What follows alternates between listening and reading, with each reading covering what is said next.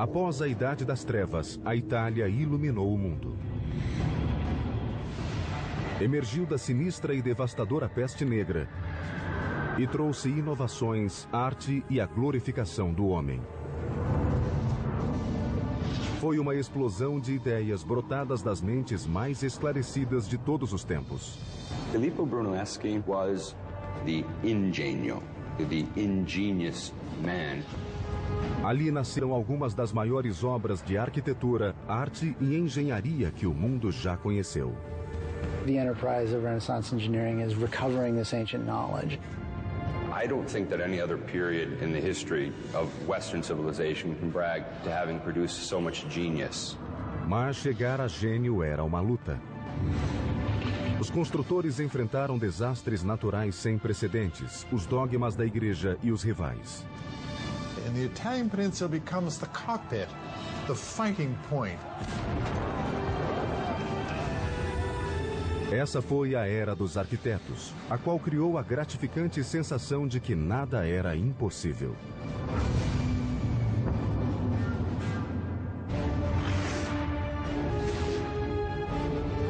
Construindo um Império. O mundo de Da Vinci. Ano 476 depois de Cristo.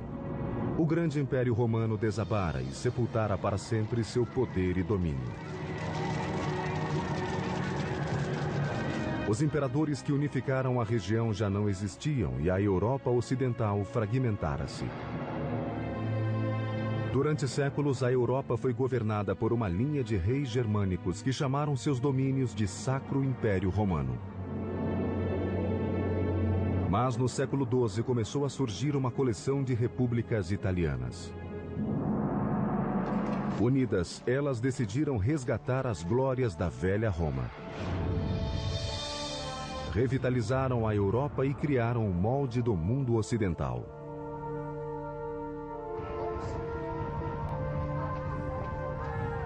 Hi, I'm Peter Weller. And in 2001, I came here to the city of Florence to finish a master's degree in Italian Renaissance art history at Syracuse University in Florence. The Italian Renaissance is as overwhelmingly mind-blowing as it is beautiful. It is the most impacting epoch of the last millennium. It is the age of invention with Da Vinci and Copernicus and Gutenberg. But it is also the age of the cult of personality. It is the time when that unknown artisan or craftsman will become the artist. It is the time when that nameless builder will become the architect. In the 12th and 13th centuries, Italy is really beginning this sort of rebirth. Because what's happening is that stability has been reinstituted onto the peninsula, mainly through the Holy Roman Empire, through the system that we call feudalism. The city is reborn. E nessas liberais cidades romanas surgiu novo tipo de líder. The rulers of the Italian city-states are the merchants. They're not the traditional aristocracy. They're not the traditional nobles. And this produces this extraordinarily vibrant urban life in the 13th century. Famílias como os Médici dirigiram bancos tanto quanto governavam cidades. A riqueza gerava poder. E o poder podia comprar arte e arquitetura.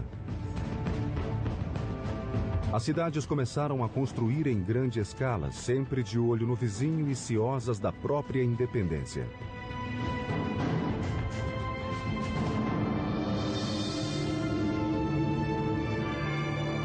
The foundation for the Renaissance is the city. Everything that happens in the Renaissance, from art, architecture, engineering, literature, all the things that go on depend upon the city.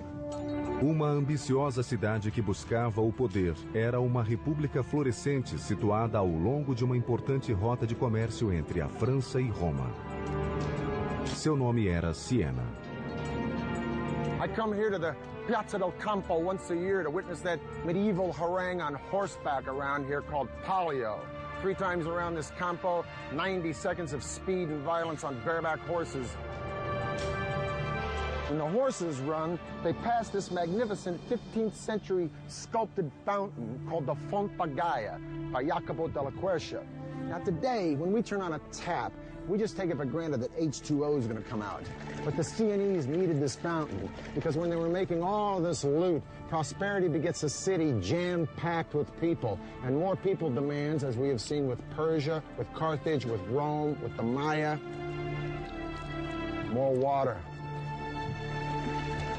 Mas prover essa cidade de água suficiente era desafio complicado. Siena doesn't have a river very close. So they had to find this water somewhere else. They thought they could find another way to go and search for water.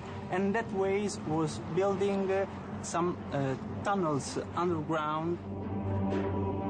Escavando uma rede de túneis subterrâneos, chamados bottini, os engenheiros chegaram a fontes naturais e lençóis de água que havia na periferia.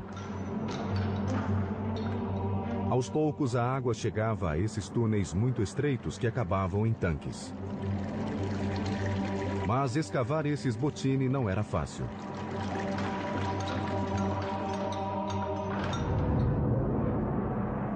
Eles usavam pás e picaretas para remover os depósitos de calcita em túneis de poucos centímetros de altura, escuros, poeirentos e insalubres.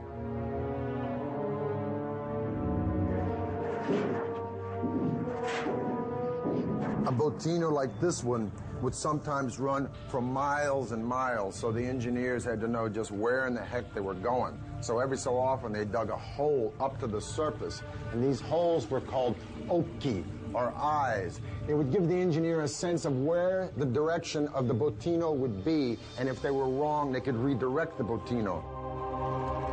A água corria pelos túneis, distribuindo-se pelas regiões mais necessitadas, e ainda alimentavam as fontes das ruas e avenidas movimentadas como a Fonte Gaia. Now these channels had to be pitched at an angle ever so slight, imperceptible to the naked eye, less than 1 degree, because if the water flowed too steeply, it would overwhelm the system. So to keep this from happening, the engineers used an instrument called an archipendolo. It's nothing but a pendulum. It's a stick with a string and a weighted ball or stone at the end. No matter how much you pitch the stick, the string will always remain vertical, giving you a vertical line in a relationship to the tilt of the horizontal stick. In this way, the water would flow quietly and evenly into Siena and fill up the Fonte Gaia. Em 1345, mais de 15 quilômetros de túneis cortavam o subterrâneo de Siena. E assim a cidade cresceu e prosperou. More water brought more people to the boomtown. More people to the boomtown, more turf is needed. Pretty soon, Siena controls most of southern Tuscany. Now, this prosperity and this land encroachment, if you will, would seriously become the burr in the saddle to one of its neighbors.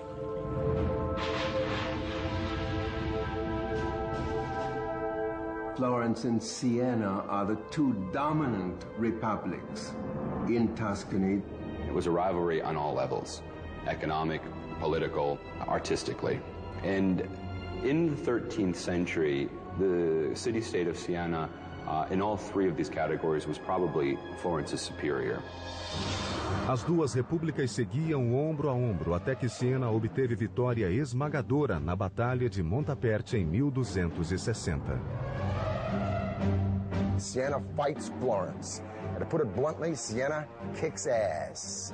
Florence goes home in humiliation and defeat. But guess what? That ain't gonna be for long.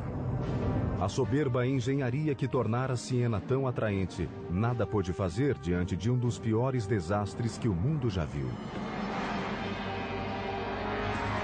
In 1347, the Black Death struck. And according to the eminent humanist writer Giovanni Boccaccio, who witnessed the Black Death, the disease killed so fast that you could lunch with your friends and dine with your ancestors in heaven. One conservative estimate is that Siena lost over 60% of its population in a matter of months. One thing is for certain, after the Black Death, Siena would never be a major player again on the stage of early modern Italy. That singular event probably marks the end of Sienna's role on a kind of international scene, and it also marks the beginning of Florence's rise to power. Siena fora mortalmente atingida e deixou a porta aberta para sua arquirrival Florença tomar-lhe o lugar e começar a escalada rumo ao poder e à glória. Lá foi construído um dos mais magníficos monumentos da modernidade, algo que ninguém havia sonhado construir. Nos séculos 13 e 14, as cidades eram centros de poder na Itália. Mas Florença criou um estilo único. A elite dominante florescia rica e culta. O homem e seu potencial ilimitado ocuparam o centro do palco. A revolucionária ideia chamou-se humanismo. Humanism, quite simply, is an interest in the ancient world. In Italy, all you had to do was look around at the ancient ruins and understand how great man had been in the ancient world. It was all there.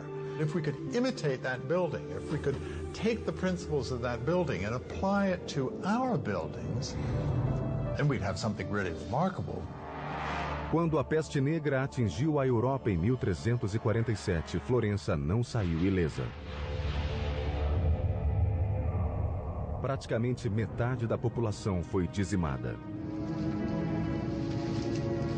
Toda a região levaria mais de 50 anos para se reerguer.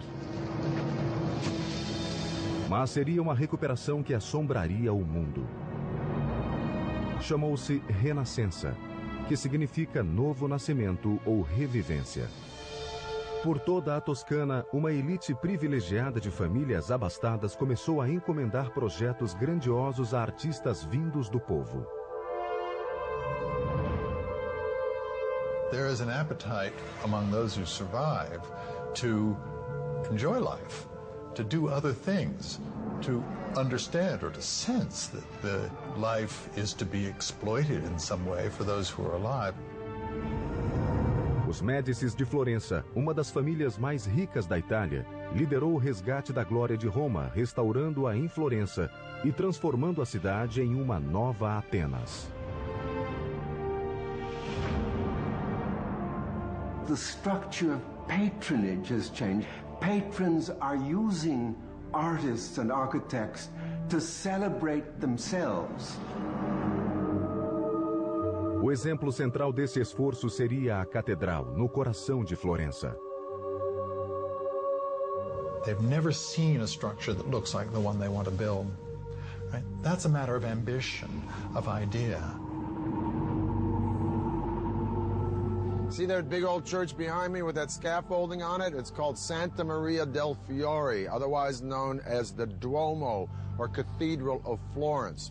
It was built by a guy named Arnolfo da Cambio around 1200s, but you know what?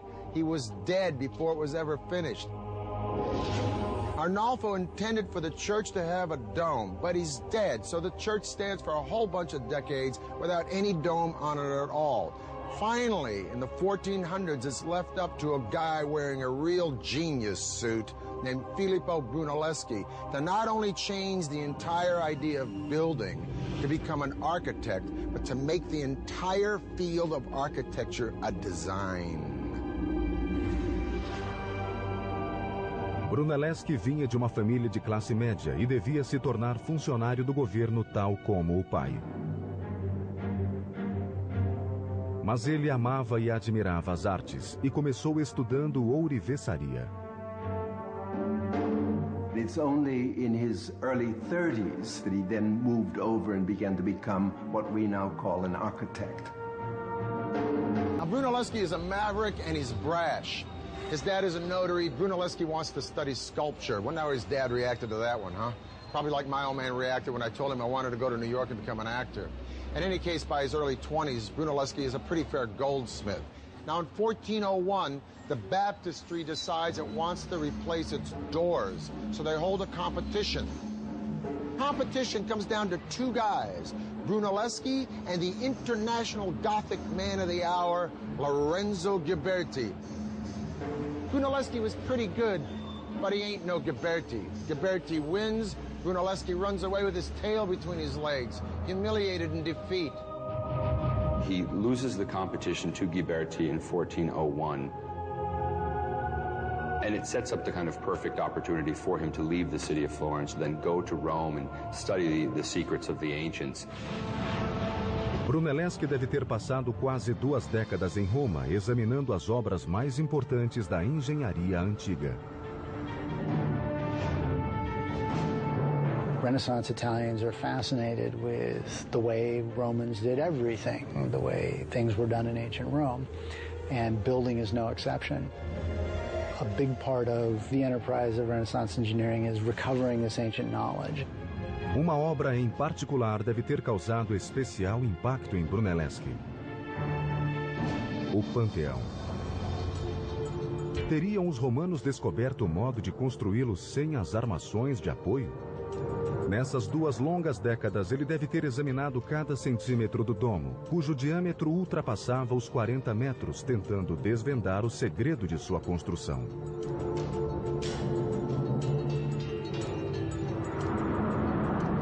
Quando voltou a Florença, Brunelleschi certamente trazia consigo a chave do domo romano. It seems that Brunelleschi reappears in Florence just at the time that the opera of the cathedral was in fact planning on this competition for the design of the dome. The cathedral was to be, upon completion, the largest church in all of Christianity.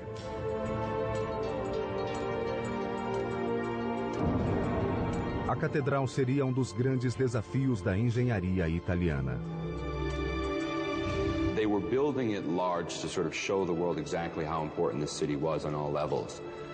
The problem was that they were setting themselves up for a big fall. Diferindo dos demais arquitetos, Brunelleschi propôs um método que o expôs ao ridículo. Projetou o domo sem os tradicionais arcobotantes, nem apoios de madeira, nem armação interna.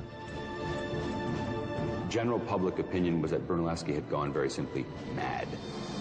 They also began to realize that no one else seems to have any clearer picture of how to pull this thing off, and so they began gradually sort of heed his words. Brunelleschi conseguiu seduzir os juízes com o projeto, mas para sua consternação, a comissão estipulou uma condição que ele julgou aviltante. It seems that fate would rear its ugly head because he would have to share that role with his nemesis, Lorenzo Ghiberti. Muitos estavam convencidos de que o projeto não daria certo. Brunelleschi não só teria de projetar o domo, como precisaria arquitetar a derrota do rival. A 7 de agosto de 1420, com o arquiteto supervisionando cada detalhe, finalmente teve início a construção do grande domo. What Brunelleschi decides to do is to construct not one dome, but 2. Okay? A dome within a dome. Dentro da catedral, os fiéis poderiam apreciar a belíssima decoração interna do domo. Por fora, entretanto, o segundo domo tinha propósito mais funcional. He would use that second shell to protect the inner dome from rain, but at the same time to make the entire structure look more gonfia et magnifica, more swollen and magnificent. Para dar às cúpulas uma base estrutural, nervuras de mármore foram instaladas em cada vértice do domo octogonal.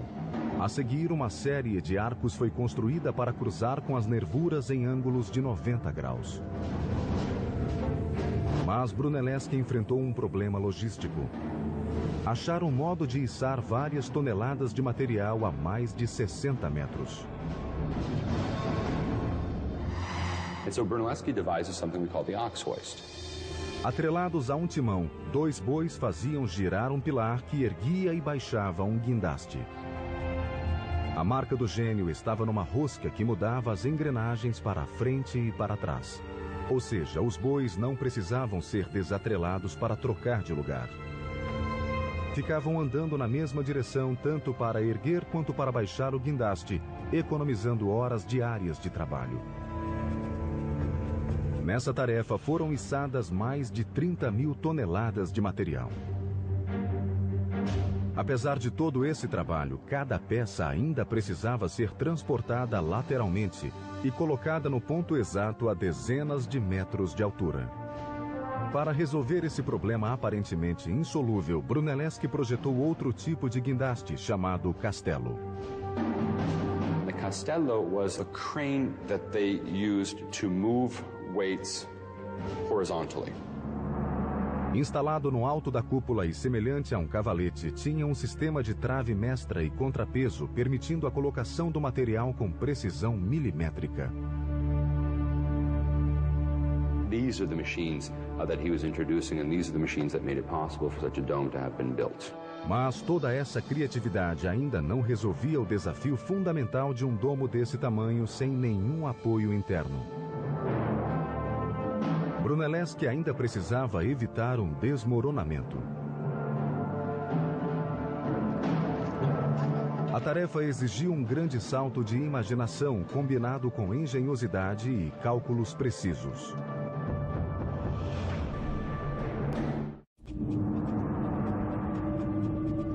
1420, Florença, Itália.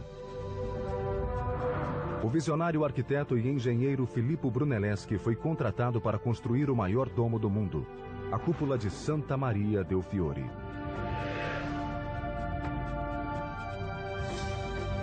Como o domo não tinha suporte, o desafio era evitar seu desabamento. Now, it's one thing to invent a clutch and a flywheel, and you got the donkey only going in one direction, saves a lot of time, and then you invent a crane, it brings the stuff up high. But the more important question is, I'm standing on top of this dome, and how did Brunelleschi keep this sucker from caving in? Ele teria de manter os tijolos no lugar e ainda dar apoio à estrutura. A solução? Assentar os tijolos com uma técnica engenhosa com base em ângulos, fricção e justaposição. Brunelleschi comes up with this invention, if you will, from Rome, which they use decoratively, but we don't know that they use it functionally, of herringbone bricks. You have a short brick here that's sort of bookended by two long bricks, and subsequently you have weight coming down, and weight coming down, and then weight coming across, and then weight coming down, and then weight coming across. The whole point of this is that a herringbone pattern will displace the weight out and down instead of just directly down where you might have collapse of your dome. Para resolver o problema oposto, isto é, o deslizamento para fora, Brunelleschi instalou correntes em volta do domo octogonal horizontalmente. They were going to construct these so-called catenae, or these horizontal chains that were intended to maintain the hoop stress or the lateral thrust of the dome. 5 correntes foram interligadas em intervalos regulares para suportar o domo e agir como contrafortes invisíveis. O tempo todo, Brunelleschi foi forçado a supervisionar a obra com um colega e rival, Ghiberti. Agora, com a ideia de instalar as correntes, ele viu a oportunidade de se livrar de Ghiberti.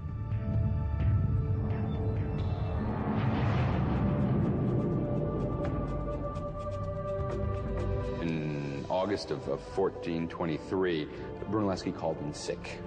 Ghiberti rather reluctantly then begins the direction of the placement of these wooden chains. And as soon as Brunelleschi heard that the process had begun, he miraculously recovers, inspects the quality of Ghiberti's work, and criticizes it publicly, saying they would have to undo everything he had done. Ghiberti retirou-se humilhado, e Brunelleschi foi nomeado chefe vitalício de todo o projeto. A 30 de agosto de 1436, após 16 anos de construção, o maior domo de alvenaria do mundo ficou pronto. Mas a carreira de Brunelleschi apenas se iniciava. Enquanto construía o domo, ele fizera experiências sobre perspectiva e proporções matemáticas. Embora seus projetos de estruturas parecessem simples e claros, havia muitos aperfeiçoamentos relativos a linhas e espaços. Uma de suas grandes inovações foi um conceito que até hoje é utilizado na engenharia: a perspectiva de um ponto de fuga. Olhando para um batistério de 8 lados e outros prédios em volta, Brunelleschi viu que se transferisse esses objetos tridimensionais para um plano bidimensional, eles desapareceriam em um ponto finito, o ponto de fuga.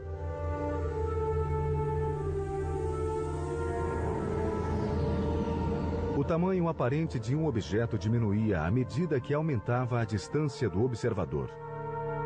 Essa ideia revolucionaria a arte dos pintores e arquitetos do mundo e faria aparecer a planta do engenheiro. What it does in architecture is change the game all the way through Frank Lloyd Wright and to Frank Gehry today. Because architecture is no more just building. It isn't figuring it out in the dirt and saying, hey, if this wall is that long, we got to make the spire that high. Now they can deduce it and put it on paper. It's no longer the builder who's in control, it's the architect. Before Brunelleschi, most projects were based on approximate models. This would come to an end when Brunelleschi began this practice of what we call paper architecture, and that is clearly indicating what his plans were, and then begins the sort of modern tradition of architecture today. Os novos projetos de Brunelleschi foram testados em 1442 na construção da Capella Pazzi. Now this building behind me is the chapter house for the Church of Santa Croce, a Franciscan church. It's called the Pazzi Chapel. I'm going to talk to a man I'm a little nervous talking to. He's one of my own professors from Syracuse University, Dr. Rab Hatfield, and he's going to explain why this chapel is distinct from what Brunelleschi was doing before this. Let's go look on the inside. Let's go see them. It's all about relationships. He's trying to figure out an arrangement of all of these pieces so they all fit together perfectly, just the way the bones all fit together in your body. Right. Your Renaissance architect, thanks to the invention of scientific perspective, where they learn how to represent space, and it's Brunelleschi who invents this, learn to see things in 3D, learn to imagine things in 3D. Filippo Brunelleschi transforms all of architectural design by using Roman elements like this column and pilasters and numerical proportions, integrating them into an elegant and beautiful whole that is never overwhelmed by one of the parts. But he doesn't write it down. It's up to a young guy, the next generation, Leon Battista Alberti. This guy did everything. He wrote about architecture, archaeology, political science, religion, even wrote about horseback riding. He's a pretty good designer and architect himself. Now, everyone starts to read about Alberti, including a very powerful guy at the moment, Aeneas Silvius Piccolomini. I love that name, Aeneas Silvius. So for all of you guys out there like me having a little bit of a heart attack because your wife just said, honey, let's redecorate, get a load of this. Pius reads Alberti and says, you know, I'd like to do that little Roman thing for the place where I was born. What, the house? No, the whole town. Enéas Silvio Piccolomini tornou-se o Papa Pio II em 1458. Um ano depois, voltou a atenção para sua cidade natal, Corsignano, e encomendou um estudo para ali construir uma cidade ideal.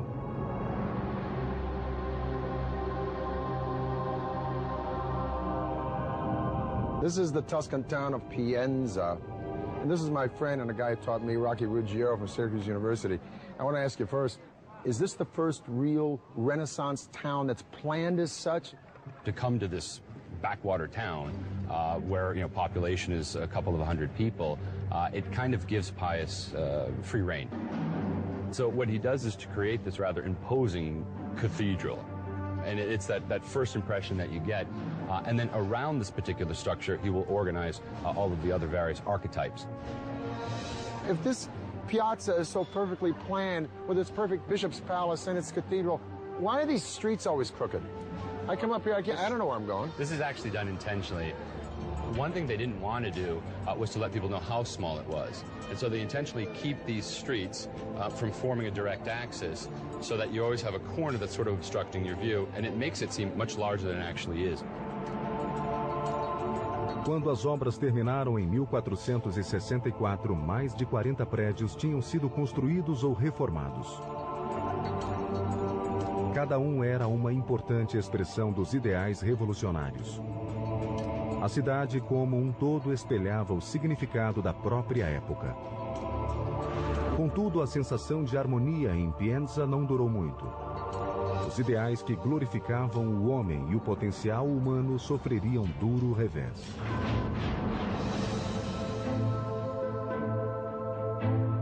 The year is 1492. Not only has Columbus discovered America, but Lorenzo the Magnificent de Medici, that great patron of the arts in Florence, is dead. But a lot of Florence is sick of the Medicis and their cronyism, and they want the Medici kids run out of town. Plus, they've been listening to the sermons of a small Dominican friar named Girolamo Savonarola, who preaches from the pulpit in the Duomo, railing against corruption in both church and state. He advocates a return to a Florentine republic and civic pride and values through piety. Savonarola warns that if Florence doesn't get its house in order, the winds of God's vengeance will blow through the city, and indeed an evil wind is ready to roll all the way through Italy in the form of Charles VIII of France, who wants to reclaim Naples in the name of his country and threatens to sack any Italian town who stands in his way. Savonarola begins to predict an invasion of some sort. And when it finally comes, he's able to say, you see, I predicted this, I foretold it. He is able to kind of pass himself off as a prophet almost in the Old Testament mode. A previsão do padre dominicano seria concretizada. Em 1494, Carlos VIII, rei da França, posicionou-se na fronteira toscana, pronto para marchar sobre a Itália. A Itália era um caos de pequenas repúblicas que brigavam entre si e achava-se muito vulnerável.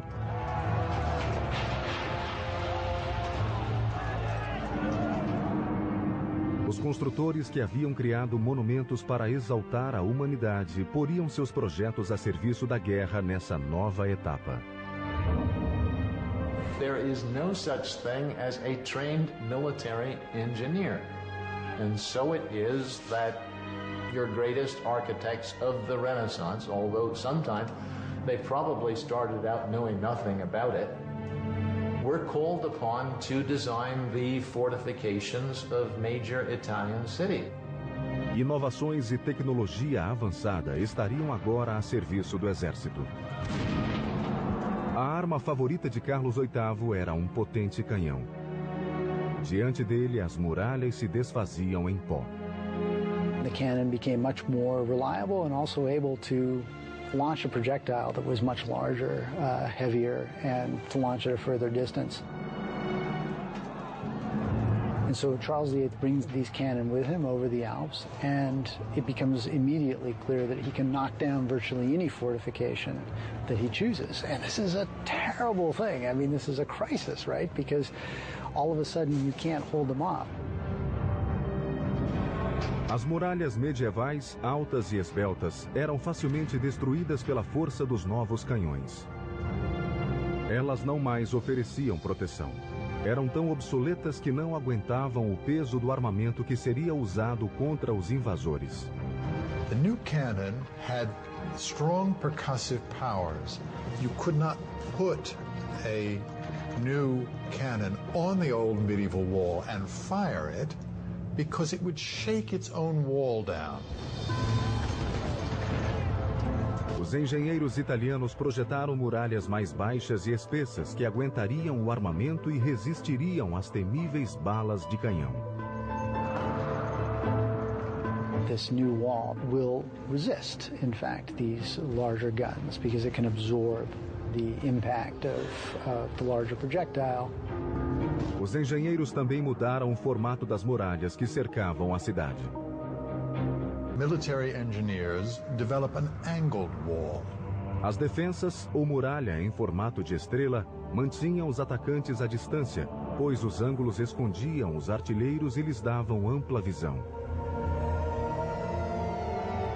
The cities become star-shaped, and you have the development of these large star plans with angled bastions that project from the city walls with their flanking coverage on either side. The angles create a series of faces. And the faces are very important because the different corners of the city can, as it were, protect one another.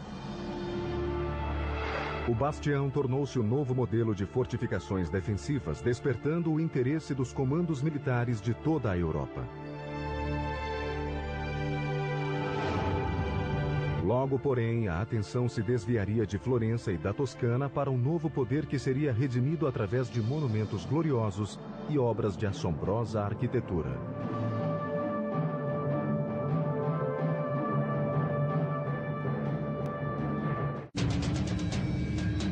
Século XV, Itália. Florença tornou-se o centro da Renascença, espalhando pelo mundo novas ideias sobre arquitetura, artes e engenharia. Mas a atenção de todos logo se voltaria para um antigo poder que retomava seu lugar com força e majestade. O foco do poder e glória voltava à cidade que havia conquistado o mundo: Roma. In the early 1300s, there's a big beef in Rome about who exactly is pope. So the rightful pope supposedly goes off to France. And for the next several decades, the papacy lives in France. Now, by the 1370s, when the popes come back to Rome, Rome is a ghost town.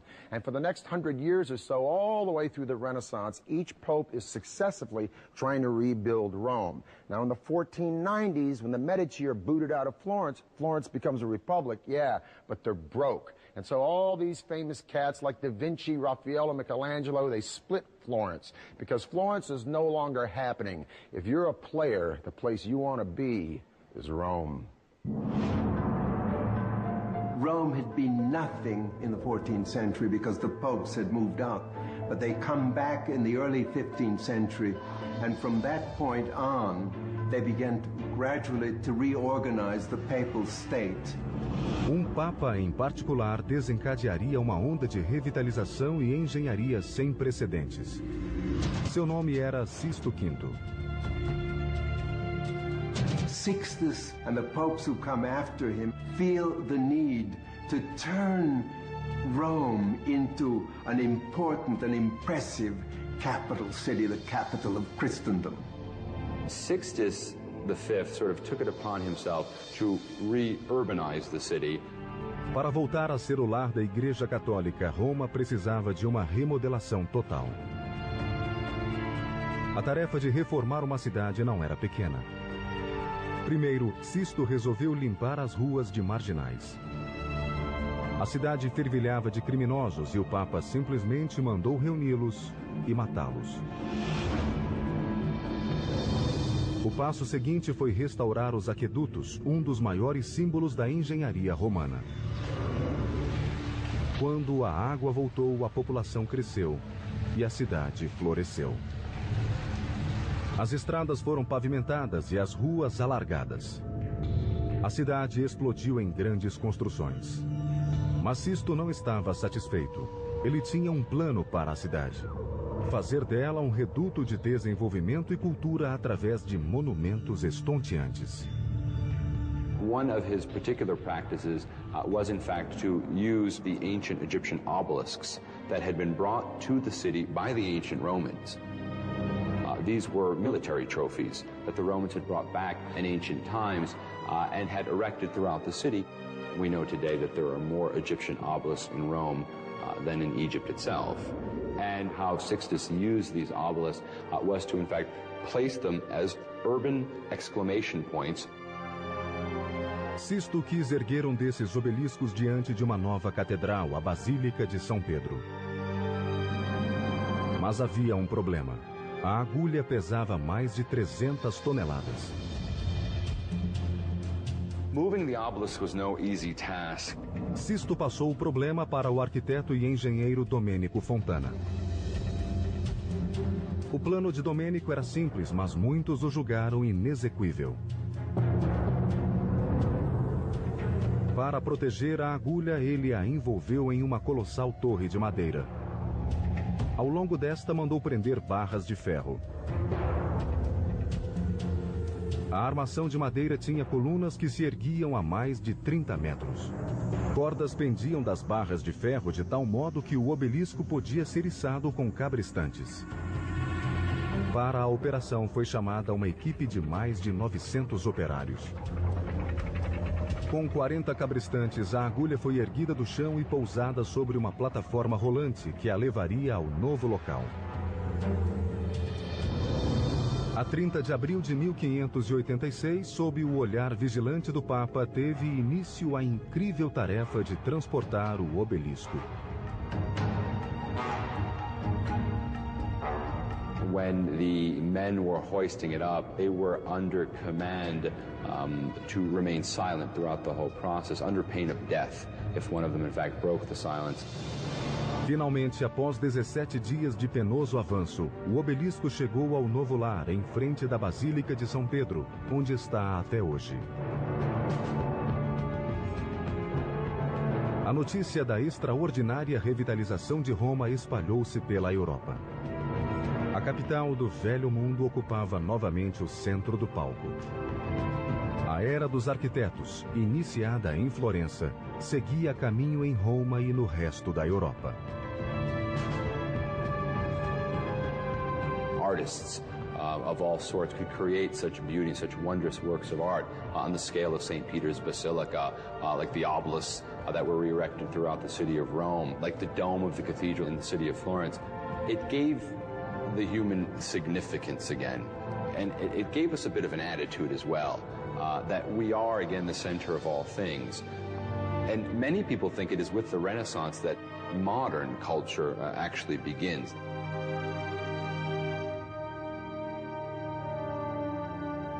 Bella Firenze, beautiful Florence. Well, it looks pretty bella today, but believe me, in 2001, when I was sitting in a freezing apartment down there in the Arno in the middle of the dead of winter, pounding out papers until 4 o'clock in the morning on Botticelli, it didn't feel so bella.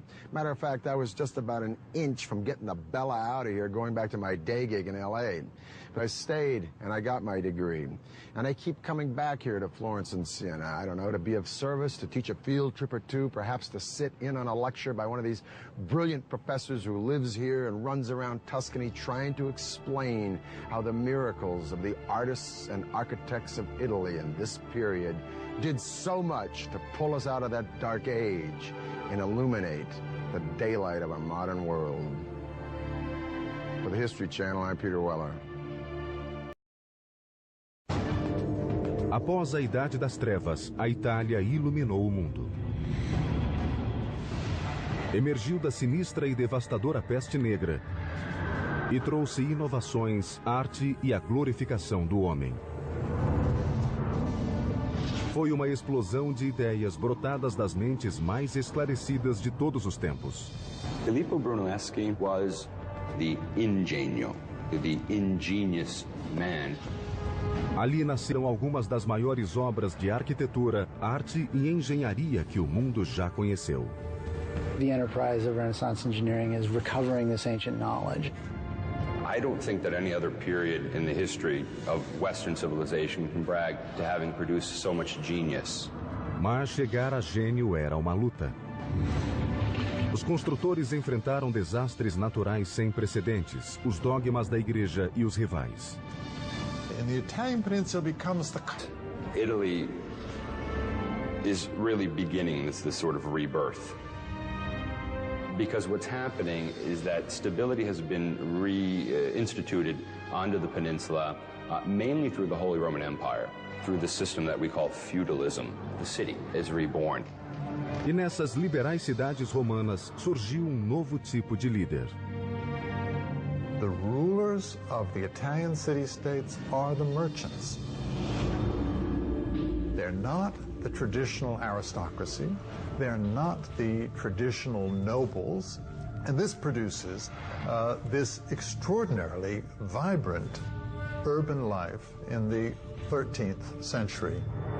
Famílias como os Médici dirigiram bancos tanto quanto governavam cidades. A riqueza gerava poder. E o poder podia comprar arte e arquitetura. Públicas italianas. Unidas, elas decidiram resgatar as glórias da velha Roma. Revitalizaram a Europa e criaram o molde do mundo ocidental.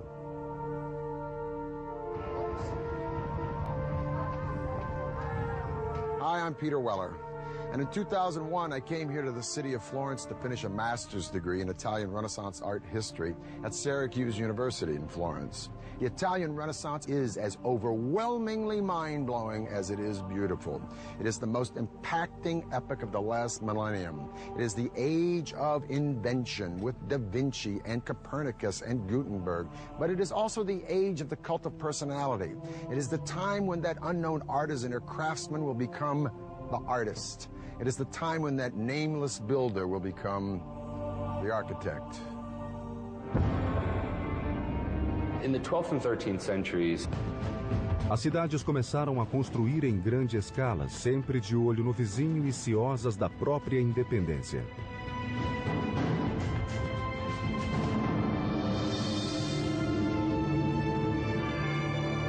The foundation for the Renaissance is the city. Everything that happens in the Renaissance, from art, architecture, engineering, literature, all the things that go on depend upon the city.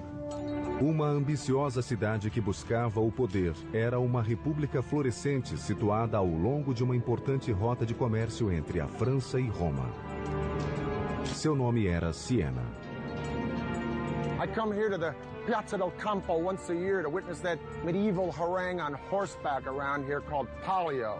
3 times around this Campo, 90 seconds of speed and violence on bareback horses. When the horses run, they pass this magnificent 15th century sculpted cockpit, the fighting point. Essa foi a era dos arquitetos, a qual criou a gratificante sensação de que nada era impossível.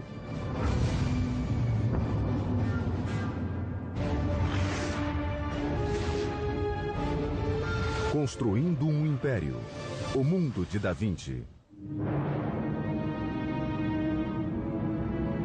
Ano 476 depois de Cristo.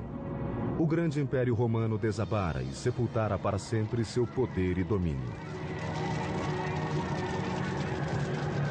Os imperadores que unificaram a região já não existiam e a Europa Ocidental fragmentara-se.